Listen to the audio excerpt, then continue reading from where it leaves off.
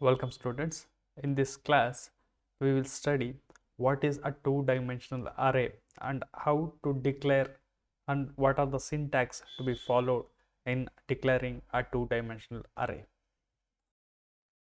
ಕಳೆದ ಕ್ಲಾಸ್ನಲ್ಲಿ ನಾವು ಒಂದು ಅರೇ ಅಂದರೆ ಏನು, ಅದರ ಮೆಮೊರಿ ಆರ್ಗನೈಸೇಷನ್ ಯಾವ ರೀತಿ ಇರುತ್ತೆ, ಅದನ್ನು ಯಾವ ರೀತಿ ಆಕ್ಸೆಸ್ ಮಾಡಬೇಕು ಆ್ಯಂಡ್ ಇದ್ರ ಬಗ್ಗೆ ನಾವು ಡಿಸ್ಕಸ್ ಮಾಡಿದ್ವಿ. ಆ್ಯಂಡ್ ಒಂದು ಪ್ರೋಗ್ರಾಮಲ್ಲಿ ಕೂಡ ಒಂದು ಸಿಂಗಲ್ ಒನ್ ಡೈಮೆನ್ಷನಲ್ ಅರೇನ ಡಿಕ್ಲೇರ್ ಆ್ಯಂಡ್ ಯೂಸೇಜ್ನ ನಾವು ನೋಡಿದ್ವಿ.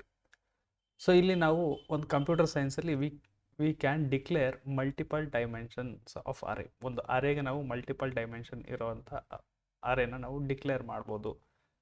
ಡೈಮೆನ್ಷನ್ ಅಂದರೆ ಏನು, ಟೂ ಡೈಮೆನ್ಷನ್ ಅಂತ ನಾವು ಡಿಫೈನ್ ಮಾಡ್ತಾ ಇದ್ದೀವಿ ಇಲ್ಲಿ.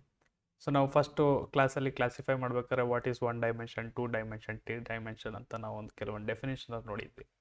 ಸೊ ಅಲ್ಲಿ ನಾವು ಇವತ್ತು ಟೂ ಡೈಮೆನ್ಷನಲ್ ಅರೇ ಅಂದರೆ ಏನು, ಅದನ್ನು ಡಿಕ್ಲೇರ್ ಯಾವ ರೀತಿ ಮಾಡೋದು ಅನ್ನೋದನ್ನು ನೋಡೋಣ. So whether two dimensional array is very much difference then regular one dimensional array? Obviously not. Two-dimensional array is similarly carries the syntax and structure of a declaration. Only thing is some additional things are added. So what are those ಅಂದರೆ one dimensionally ನಾವು ಒಂದು ಇಂಡೆಕ್ಸ್ನ use ಮಾಡ್ತಾ ಇದ್ವಿ. Two dimension ಅಂತ ಬಂದ ತಕ್ಷಣ two ಅಂದರೆ ಯಾವ ರೀತಿ ನಾವು ಟೂ ಡೈಮೆನ್ಷನ್ನ ಯಾವ ರೀತಿ ರೆಪ್ರೆಸೆಂಟ್ ಮಾಡ್ಬೋದು. Two dimension is always A row and column ಅನ್ನೋ ರೀತಿಯಲ್ಲಿ ನಾವು ರೆಪ್ರೆಸೆಂಟ್ ಮಾಡ್ತೀವಿ. ಸೊ ರೋಗೆ ಒಂದು ಇಂಡೆಕ್ಸ್ ಬೇಕು ಆ್ಯಂಡ್ ಕಾಲಮ್ಗೆ ಒಂದು ಇಂಡೆಕ್ಸ್ ಬೇಕು. So first and simple, very much simple difference what we can identify in two-dimensional array over the single dimensional array ಅಂದರೆ single dimensional ಅರೇನಲ್ಲಿ ಒಂದೇ ಒಂದು ಇಂಡೆಕ್ಸ್ ಇರುತ್ತೆ, ಟೂ ಡೈಮೆನ್ಷನಲ್ ಅರೇಯಲ್ಲಿ ಎರಡು ಇಂಡೆಕ್ಸ್ ಇರುತ್ತೆ. ಸೊ ಈ ಎರಡು ಇಂಡೆಕ್ಸ್ ಏನು, ಅದು ಯಾವ ರೀತಿ ಆರ್ಗನೈಸ್ ಆಗಿರುತ್ತೆ ಅಂತ ನಾವು ತಿಳ್ಕೊಂಡ್ರೆ ಸೊ ಫಸ್ಟ್ ನಮಗೆ ಟೂ ಡೈಮೆನ್ಷನಲ್ ಅರೇನ ಯಾವ ರೀತಿ ಬಳಸ್ಬೋದು ಅಂತ ಗೊತ್ತಾಗ್ತದೆ. So as we say definition ನಲ್ಲಿ it is the same as array, collection of data represented in rows and column. One index is used for representation of rows ಅಂತ ಹೇಳ್ಬೋದು. Second index ಅನ್ನು is used for numbering of columns ಅಂತ ಹೇಳ್ಬೋದು. So as similar to single dimensional array, index values start from 0 and n-1 ವರೆಗೆ ಹೋಗುತ್ತೆ. 0 ಇಂದ ಶುರು ಆಗುತ್ತೆ, n-1 ಅಂದರೆ ಸೈಜ್ ಎಷ್ಟು ಕೊಟ್ಟಿರ್ತೀವಿ ಅದಕ್ಕಿಂತ ಒಂದು ಕಡಿಮೆವರೆಗೂ ನಾವು ರೋಸ್ ಆ್ಯಂಡ್ ಕಾಲಮ್ಸ್ನ ಇಂಡೆಕ್ಸಿಂಗ್ ಮಾಡ್ಬೋದು ಅನ್ನೋದನ್ನ ನಾವು ನೋಡೋಣ. ಸೊ ಇಲ್ಲಿ ಒಂದು ಸಿಂಟ್ಯಾಕ್ಸ್ನ ನಾವು ನೋಡ್ತಾ ಇದ್ದೀವಿ. ಸೊ ಸಿಂಟ್ಯಾಕ್ಸಲ್ಲಿ ಯಾವ ರೀತಿ ಒಂದು ಟೂ ಡೈಮೆನ್ಷನಲ್ ಅರೇನ ಡಿಕ್ಲೇರ್ ಮಾಡ್ಬೋದು ಅನ್ನೋದನ್ನ ನಾವು ಅಂಡರ್ಸ್ಟ್ಯಾಂಡ್ ಮಾಡ್ಕೋಬೇಕಾಗತ್ತೆ. ಸೊ ಇಲ್ಲಿ ಸಿಂಟ್ಯಾಕ್ಸಲ್ಲಿ ನೋಡೋದಾದರೆ ಫಸ್ಟ್ ನಾವು ಡಿಕ್ಲರೇಷನಲ್ಲಿ ನೋಡ್ಬೋದು data type. So declaration syntax for a two dimensional array ಯಾವ ರೀತಿ ಇರುತ್ತೆ ಅನ್ನೋದನ್ನ ನಾವಿಲ್ಲಿ ಎಕ್ಸಾಂಪಲಲ್ಲಿ ನೋಡೋಣ. ಫಸ್ಟ್ ಸಿಂಟ್ಯಾಕ್ಸ್ ನೋಡೋಣ. ಸಿಂಟ್ಯಾಕ್ಸಲ್ಲಿ ಫಸ್ಟ್ ಡೆಫಿನೇಷನ್ ಫಸ್ಟ್ ಪಾಯಿಂಟ್ ಬರುತ್ತೆ ಡೇಟಾ ಟೈಪ್ ಅಂತ. ಸೊ ಈ ಡೇಟಾ ಟೈಪ್ ಅಂದರೆ ನಾವು ಬಾರಿ ಸಲ ನೋಡಿದ್ದೇವೆ. And again I mention data types R built in data types such as int, float, character, double ಈ ರೀತಿಯದನ್ನ ನಾವು ಡೇಟಾ ಟೈಪ್ ಅಂತೀವಿ. ಅದನ್ನು ನಾವು ಯೂಸ್ ಮಾಡಿ ಒಂದು ಅರೇನ ಟೂ ಡೈಮೆನ್ಷನಲ್ ಅರೇ ಡಿಕ್ಲೇರ್ ಮಾಡ್ಬೋದು. Two dimensional array can be of any type such as integer, float, double ಅನ್ನೋದನ್ನು ನಾವಿಲ್ಲಿ ತಿಳ್ಕೊಬೇಕು. So array is a derived data type. ಅದಕ್ಕೆ ನಾವು ಏನಾದರೂ ಡಿಕ್ಲರೇಷನ್ ಮಾಡಬೇಕು ಅಂದರೆ we have to follow syntax or a data type. ಒಂದು ಡೇಟಾ ಟೈಪ್ ಇರುತ್ತೆ, ಅದಕ್ಕೊಂದು ನೇಮ್ ಹಾಕಿ ನಾವು ಡಿಕ್ಲರೇಷನ್ನ ಮಾಡ್ಬೋದು. ಸೊ ಈ ಡಿಕ್ಲರೇಷನ್ನಲ್ಲಿ ಡಿಕ್ಲೇರ್ ಮಾಡಬೇಕಾದ್ರೆ ಇನ್ನೂ ಕೆಲವೊಂದು ಸಿಂಟ್ಯಾಕ್ಸ್ ಅನ್ನು ಅಬ್ಸರ್ವ್ ಮಾಡಬೇಕು. ಅರೇ ನೇಮ್ ಅಂದರೆ ನಿಮ್ಗೆ ಗೊತ್ತಿದೆ, ಅದು ಅರೇ ನೇಮ್ನ ನಾವು ರೆಗ್ಯುಲರ್ ಆಗಿ ಕೊಡ್ತಿದ್ವಲ್ಲ, ಸಿಂಗಲ್ ಡೈಮೆನ್ಷನ್ ಅರೇಗೆ ಏನು ನೇಮ್ ಕೊಟ್ವಿ, it is a similar to a variable naming. ಒಂದು ವೇರಿಯೇಬಲ್ಗೆ ನಾವು ಯಾವ ರೀತಿ ನೇಮ್ ಕೊಡ್ತಾ ಇದ್ವಿ ಅದನ್ನೇ ನಾವು ಅರೇ ನೇಮ್ ಅಂತ ಕೊಡಬೇಕು. ನಾವು ಇಲ್ಲೂ ಕೂಡ ಎಲ್ಲ ವೇರಿಯೇಬಲ್ ಡಿಕ್ಲರೇಷನ್ಗೆ ಅಪ್ಲೈ ಆಗುವಂಥ ಎಲ್ಲ ರೂಲನ್ನು ಕೂಡ ನಾವಿಲ್ಲಿ ಫಾಲೋ ಮಾಡಬೇಕಾಗತ್ತೆ.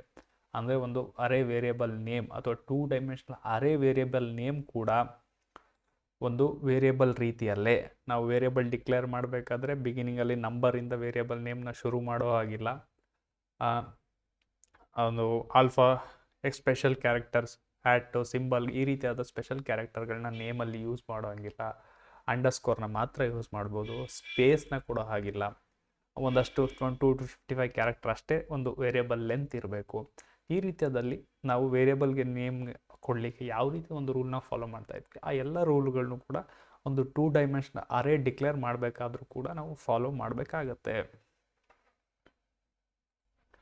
ಅದೇ ರೀತಿಯಲ್ಲಿ ಒಂದು ಎಕ್ಸಾಂಪಲ್ನ ನೀವು ಪಾಯಿಂಟ್ ನೋಡೋದಾದರೆ ಡೇಟಾ ಟೈಪ್ ಅನ್ನೋ ಜಾಗಕ್ಕೆ ನಾವು ಇಂಟ್ ಅಂತ ಒಂದು ರೆಫರೆನ್ಸ್ ಕೊಟ್ಟಿದ್ದೇವೆ. ಆ್ಯಂಡ್ ಅರೇ ನೇಮ್ ಏನಂತ ಕೊಟ್ಟಿದ್ದೀವಿ ಅಂದರೆ ಡಿಸ್ಪ್ಲೇ ಅಂತ ಕೊಟ್ಟಿದ್ದೇವೆ. ಆ್ಯಂಡ್ ರೋ ಆ್ಯಂಡ್ ಕಾಲಮ್ ಇಂಡೆಕ್ಸ್ಗಳಿಗೆ ನಾವು 2 and 4 ಅಂತ ಕೊಟ್ಟಿದ್ದೀವಿ. ಸೊ ಇಲ್ಲಿ ನೀವು ರೆಫರೆನ್ಸ್ ನೋಡಬೇಕು, row size and column size. First index ಏನಾಗುತ್ತೆ, ರೋ ಸೈಜ್ ಆಗುತ್ತೆ. ಸೆಕೆಂಡ್ ಇಂಡೆಕ್ಸ್ ಏನಾಗಿರುತ್ತೆ, ಕಾಲಮ್ ಸೈಜ್ ಆಗಿರುತ್ತೆ. ಸೊ ಇಲ್ಲಿ 2 ರೋ 4 ಕಾಲಮ್ ಇದೆ. ಒಟ್ಟು 8 ಎಲಿಮೆಂಟ್ಗಳು ಇರ್ತವೆ. ರೋಸ್ ಆ್ಯಂಡ್ ಕಾಲಮ್ನ ನೀವು ಎಷ್ಟು ಎಲಿಮೆಂಟ್ ಇದೆ ಅಂತ ಫೈಂಡ್ ಮಾಡಬೇಕು ಅಂದರೆ just multiply with 2 and you get the size of total number of memory location allocated for a 2-dimensional array. So once we have a declaration, there is a way to initialize the values of 2-dimensional array also. ಒಂದು single dimensional ಅರೇನ ಅಥವಾ ವೇರಿಯಬಲ್ನ ನಾವು ಯಾವ ರೀತಿ ಒಂದು initialise ಮಾಡಿದ್ವಿ, ಅದೇ ರೀತಿಯಲ್ಲಿ 2 dimensional ಅರೇಯನ್ನು ಕೂಡ ನಾವು ಇನಿಷಿಯಲೈಸ್ ಮಾಡ್ಬೋದು.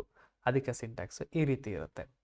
ಸೊ ಯಾವ ರೀತಿ ನಾವು ಸಿಂಟ್ಯಾಕ್ಸ್ ಫಾಲೋ ಮಾಡಬೇಕು ಅಂದರೆ ಡಿಕ್ಲರೇಷನ್ ಟೈಮ್ನಲ್ಲಿ ಬೇಕಾದಂಥ ಇಂಟೀಜರ್ ಆ್ಯಂಡ್ ಸೈಜ್ ಕೊಟ್ಟು, ಸೊ ಇಲ್ಲಿ ನಾವು ಫ್ಲವರ್ ಬ್ರ್ಯಾಕೆಟ್ಸ್ನ ಯೂಸ್ ಮಾಡಿ, ಬೇರೆ ಪಾಯಿಂಟಿಂಗ್ ಮೌಸ್ ಪಾಯಿಂಟರ್ ಇರೋ ಜಾಗದಲ್ಲಿ ನೀವು ಅಬ್ಸರ್ವ್ ಮಾಡಿದ್ರೆ ಇಲ್ಲಿ ಒಂದು ಲೈನ್ನ ವಿತಿನ್ ಫ್ಲವರ್ ಬ್ರ್ಯಾಕೆಟಲ್ಲಿ ನಾವು ಎಂಡ್ ಮಾಡಿದ್ದೀವಿ. 4 elements are in covered with 2 flower brackets open and end, and then there is a comma separated, and ಇನ್ನೊಂದು ಲೈನ್ ಡೇಟಾ, ಇನ್ನೊಂದು 4 ಎಲಿಮೆಂಟ್ಗಳನ್ನ 2 ಫ್ಲವರ್ ಬ್ರ್ಯಾಕೆಟ್ಸ್ ಅಲ್ಲಿ ಎಂಡ್ ಮಾಡಿದ್ದೀವಿ. ಸೊ ಇದು ಫಸ್ಟ್ ರೋ, ಇದು ಸೆಕೆಂಡ್ ರೋ ಅಂತ ನಾವು ಇಮ್ಯಾಜಿನ್ ಮಾಡ್ಕೋಬೋದು. ಸೊ ಈ ರೀತಿಯಲ್ಲಿ ನಾವು ನಂಬರ್ನ ಕೊಟ್ಟು ಒಂದೇ ಲೈನಲ್ಲಿ ವಿತಿನ್ ಫ್ಲವರ್ ಬ್ರ್ಯಾಕೆಟ್ಸ್ ಯೂಸ್ ಮಾಡಿಕೊಂಡು ಯಾವ ರೀತಿ ಫಸ್ಟ್ ಲೈನ್ಗೆ ಹೋಗಬೇಕು, ಸೆಕೆಂಡ್ ಲೈನ್ಗೆ ಹೋಗಬೇಕು ಅಂತ ಎಕ್ಸ್ಪ್ಲಿಸಿಟ್ಟಾಗಿ ನಾವು ವ್ಯಾಲ್ಯೂಸ್ ಅಸೈನ್ ಮಾಡ್ಬೋದು. ಅದ್ರ ಜೊತೆಗೆ ಒಂದೇ ಲೈನಲ್ಲಿ ವಿತಿನ್ ಫ್ಲವರ್ ಬ್ರ್ಯಾಕೆಟ್ಸ್ ಡೇಟಾ ಕೊಟ್ಟರೆ ಅಸೈನ್ಮೆಂಟ್ ಆಟೋಮೆಟಿಕ್ಕಾಗಿ ತಗೊಳುತ್ತೆ. ಆಫ್ಟರ್ 4 ಎಲಿಮೆಂಟ್ಸ್ ಸೆಕೆಂಡ್ ಲೈನ್ಗೆ ನೆಕ್ಸ್ಟ್ 4 ಎಲಿಮೆಂಟ್ಸ್ ಹೋಗ್ತವೆ. ಬಟ್ ನಾವು always with using flower bracket rows and ಕಾಲಮ್ಸ್ನ ಡಿಫ್ರೆನ್ಷಿಯೇಟ್ ಮಾಡೋದು ಒಂದು good habit and good type of initialization ಅಂತ ನಾವಿಲ್ಲಿ ತಿಳ್ಕೋಬೇಕಾಗತ್ತೆ. ನೋಡೋಣ, ಈಗ ಒಂದು ಇನಿಷಿಯಲೈಸ್ ಆದಮೇಲೆ ಒಂದು ಮೆಮೊರಿ ಆರ್ಗನೈಸೇಷನ್ ಯಾವ ರೀತಿ ಸ್ಟೋರ್ ಆಗಿರುತ್ತೆ ಅಂತ ಒಂದು ಪಿಕ್ಚರಿಕಲಿ ನೀವು ನೋಡೋದು ಅದು ಅರ್ಥ ಆಗ್ಬೋದು, ಇನ್ನೊಂದು ಸ್ವಲ್ಪ ಡೀಟೇಲಾಗಿ ಅರ್ಥ ಆಗ್ಬೋದು. So let's see how we can see memory organisation or how array store ಆಗಿದೆ ಅನ್ನೋದನ್ನು ನೋಡೋಣ. ಸೊ ಇಲ್ಲಿ ನೀವು ಸ್ಕ್ರೀನಲ್ಲಿ ಕಾಣ್ತಾ ಇರ್ಬೋದು, ಇಲ್ಲಿ ನಾವು 2 dimensional array of type integer, array name ಏನಂತ ಕೊಟ್ಟಿದ್ದೀವಿ, ಡಿಸ್ಪ್ಲೇ ಅಂತ ಕೊಟ್ಟಿದ್ದೇವೆ, ಸೈಜ್ 3x3 ಅಂತ ಕೊಟ್ಟಿದ್ದೀವಿ.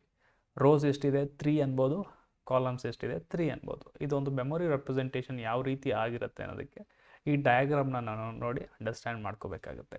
So here you can see this diagram and understand how these rows and columns are stored inside a memory location. So ಇಲ್ಲಿ 3 rows ಅಂತ ನಾವು ಅಂತಿದ್ದಂಗೆ n-1 ರೋಸ್ ಸ್ಟಾರ್ಟಿಂಗ್ ಫ್ರಮ್ 0, 1, 2 3 ರೋನ ನೀವು ಇಲ್ಲಿ ನೋಡ್ಬೋದು.